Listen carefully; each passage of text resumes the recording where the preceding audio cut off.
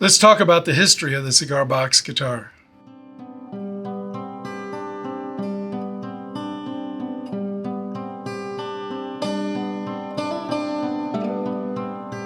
I was really fortunate to make the acquaintance of a gentleman named Bill Yaley. Bill's been around the cigar box industry for quite some time. Bill is the guy who created the definitive book that outlines the history of the cigar box instrument. This book is called One Man's Trash. It's a history of the cigar box guitar.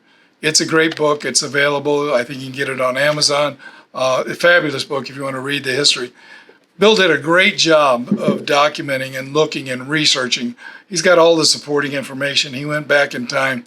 He found out stuff. He investigated. He did research, and he came up with a really, really good book. So I was fortunate enough to have met with him. I was also fortunate enough that Bill was kind enough to work out an arrangement with me to where I could kind of carry forward the collection of antique cigar box instruments that he's had for a while. So really, really appreciate him. I talked to him at length about it in the history. We talked about what the summation was of everything that he learned about cigar box instruments.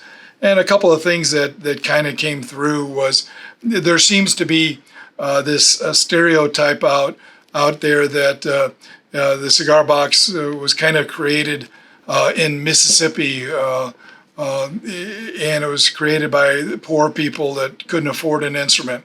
And he says that's kind of a romantic notion and stuff, but that's not necessarily true. Instruments have been made for a very, very long time, some dating back to, we think, possibly like the 1840s. But there have been a lot of different people who have been making instruments. In his book, he outlines and tells the story of how probably the first depiction of a cigar box instrument, which happened to be a violin, was found in a period of about the Civil War time.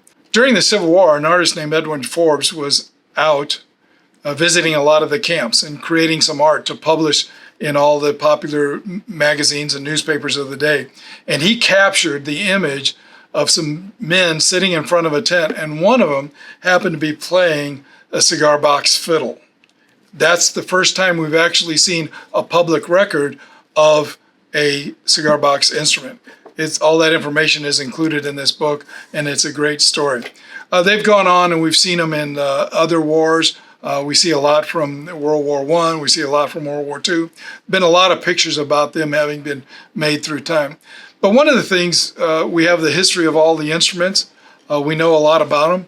And I asked Bill, we were discussing, I said, it seems like there was kind of a quiet period of seeing them all along in the late 1880s and up through the 1920s and 1930s.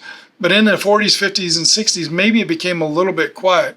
And he and I both kind of figure out that probably because the U.S. economy was so strong and it was commercialized and people were able to go buy an instrument, they didn't have to make it. I use as an example my father. My father was born during the Depression. They didn't have any money. The story my father would tell me was he never owned a new pair of shoes until he went into the Army at 17 years old. So I know my father, and I knew what he could do. If he would have saw an instrument when he was a kid, he would have never thought about buying it. He would have thought about making it. So there was a period of quiet when people just went out and bought the instruments. But I'm kind of glad to see, as I'm sure you are, that there's been a resurgence in building cigar box instruments where people actually go out and make it. They could easily buy an instrument, but they prefer to make it. And I think that's really, really cool. So one of the things also I'm really proud to have is I have this instrument. And this is part of the collection.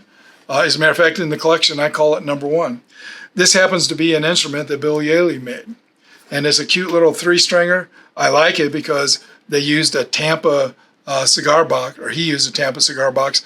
This was number 48 that he built in 2011. So I'm really honored. And I kind of tease Bill because there's kind of a mystery in all of this. There's a mystery in this box. When I got it and I examine it closely, I find that there's a screw there, a screw there, and a screw there. But there's no screw in this corner. And so I teased Bill. I said, Bill, is this going to be one of those mystery for the ages when 100 years from now somebody looks at this and they try and figure out why there's a screw missing here? And all he could say was, I think it ran out. But anyway, this is the story. Again, get the Bill Yaley book. It's great reading. Know a little bit more about the guys and gals who were doing this before you and I were. A great story. See you in the next video.